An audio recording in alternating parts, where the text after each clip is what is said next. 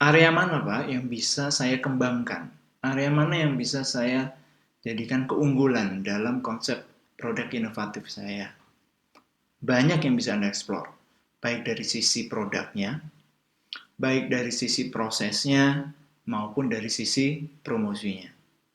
Dari sisi produk, banyak yang bisa Anda lakukan.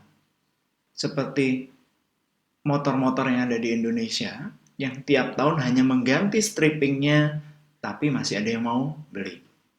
Atau bagaimana Anda membagi kemasan menjadi kemasan khusus untuk anak kos-kosan yang belinya saset-sasetan, kemasannya khusus untuk rumah kecil yang ukurannya mungkin hanya sekitar 200-300 ml untuk sabun atau sampo, kemasan untuk yang rumahan yang gede-gede yang dimana satu rumah isinya lebih dari 5 orang dia punya yang kemasan besar sekali, atau kemasan yang rumah tangga di mana kita bisa merefill botol tersebut. Banyak area yang bisa Anda eksplor di area produk.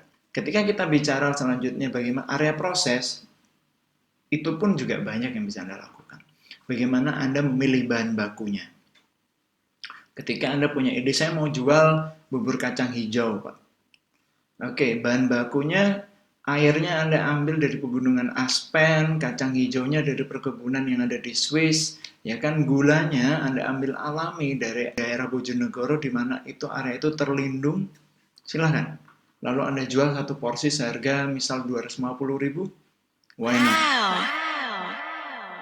Proses pengiriman, proses penyimpanan, alat produksi yang Anda kembangkan, flow kerja dalam proses produksi pun itu termasuk proses inovasi. Lokasi, SDM, dan pemanfaatan limbah. Area lainnya yang bisa Anda lakukan, yang bisa Anda kembangkan dalam proses inovasi ini adalah promosi. Area pesan, positioning, iklan, sales promo, direct selling, media tradisional, media non-tradisional. Kalau ketika saya bawa Anda mempelajari bagaimana Supreme, sebuah produk yang sangat-sangat fenomenal sekali secara global.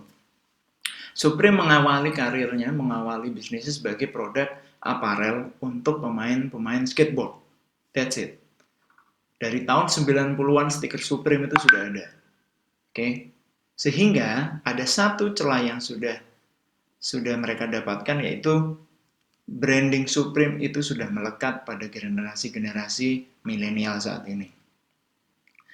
Lalu, Supreme mulai fokus pada produk-produk yang awalnya menjual produk-produk skateboard, produk-produk BMX, ya. Mereka fokus pada apparel, mereka fokus pada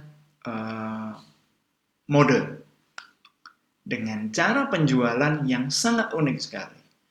Mereka menjual secara limited, mereka menjual secara waktu tertentu, mereka membuka proses pembelian dengan cara mendaftar dan diberi undangan secara eksklusif untuk bisa datang, untuk bisa membeli.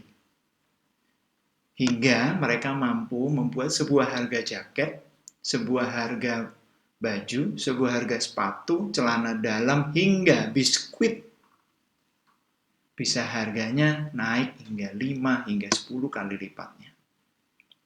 Bahkan lebih. Itu proses inovatif yang mereka lakukan. Jadi banyak yang bisa Anda explore dalam proses inovatif terhadap produk atau konsep atau jasa yang mau Anda tawarkan. Nah, ketika Anda fokus pada inovasi, yang perlu Anda garis bawahi, satu, harus berorientasi pasar. Anda harus bisa fokus pada kompetitor Anda, kompetisi yang terjadi, ya, change driver atau customer behavior. Jadi ketika kita berinovasi, fokuskan pada apa yang terjadi di luar sana. Apakah pasar ini mulai berubah? Apakah ketika kondisi corona ini orang sudah tidak mau membeli langsung?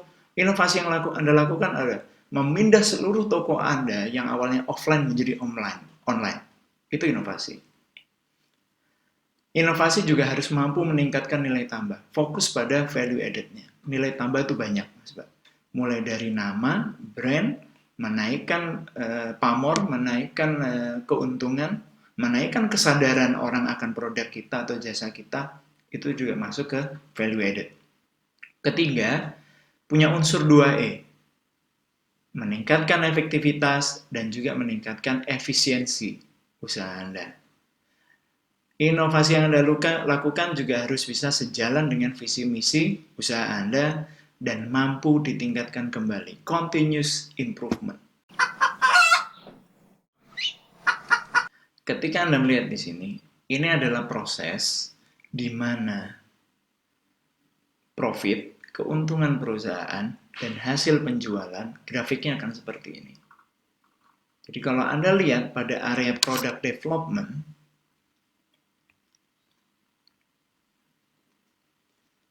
area ini adalah area di mana kita belum memiliki sales, tidak ada penjualan, tidak ada pemasukan, tapi kita sudah keluar uang. Kenapa? Kita harus mencoba resep, kita harus membeli ruko, kita harus beli alat dan bahan, dan lain-lainnya. Di sini.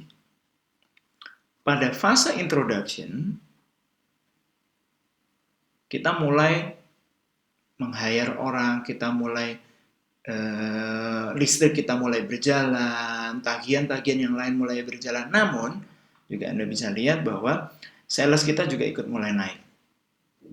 Oke. Dan seterusnya, begitu grafik itu naik, sales naik, profit pun juga ikut naik.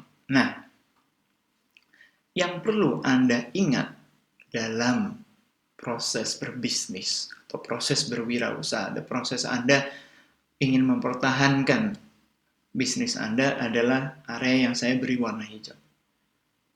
Area maturity dan area decline. Ini tantangan terberat Anda. Kenapa? Terkadang kita akan terlena di mana sales kita semakin tinggi, ya kan?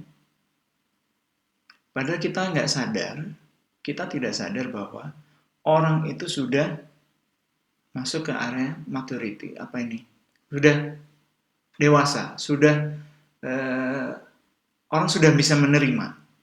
Tapi itu dekat sekali dengan area decline, di mana orang itu sudah mulai tidak ingin menggunakannya. Nanti saya jelaskan. Nah, ada di sini. Ini adalah sales penjualan Anda terhadap waktu. Oke. Ketika kita ingin ketika kita mengenalkan produk kita dan produk itu diterima dengan baik, ini adalah area surga Anda. Tapi Anda harus ingat bahwa di sini ada saturasi. Orang sudah mulai jenuh, orang sudah mulai bosan, orang sudah mulai, saya sudah tahu rasanya, saya sudah punya barang itu. Oh, barang itu sampai sekarang belum rusak, masih ada di lemari saya, jadi saya nggak perlu beli. Saya sudah tahu rasanya, ternyata gitu aja saya bisa bikin di rumah. Ingat kasus es kepal Milo? Ini grafik yang terjadi terhadap es kepal Milo. Orang sudah saturated, orang sudah bosan, dan orang sudah decline, tidak ingin lagi. Nah, ketika Anda sebagai pelaku, yang harus Anda pegang adalah ketika kita berada di area saturation, Anda harus menciptakan grafik inovasi berikutnya. Ketika saturation lagi, inovasi berikutnya terus. Kita harus menghindari area turun ini, Mas. Bagaimana caranya? Berinovasi, menciptakan produk baru, menciptakan rasa baru, menciptakan menu baru, kemasan baru, cara berjualan yang baru. Hal-hal yang bisa membuat orang untuk tidak bosan, hal-hal yang membuat orang bisa untuk tetap stay, tetap loyal terhadap produk-produk Anda. Bagaimana sebuah kartu-kartu produk, entah itu kartu makanan, kartu produk kecantikan, kartu supermarket, kartu department store yang menumpuk di dompet Anda. Itu bentuk inovasi. Untuk mengikat Anda, memberikan promo-promo, atau bagaimana Anda melihat bertarungnya raksasa-raksasa e-commerce di dalam handphone Anda. Anda hanya cukup ketawa, Anda hanya cukup menikmati, Anda hanya cukup memilah promo mana yang paling murah dari mereka semua. Itu keuntungan kita. Tapi itu pertarungan mereka dalam proses kompetisi ini. Nah, ketika kita berada di posisi mereka, itu yang harus kita lakukan. kita harus tetap bertarung untuk compete, memberikan bentuk-bentuk inovasi selanjutnya seperti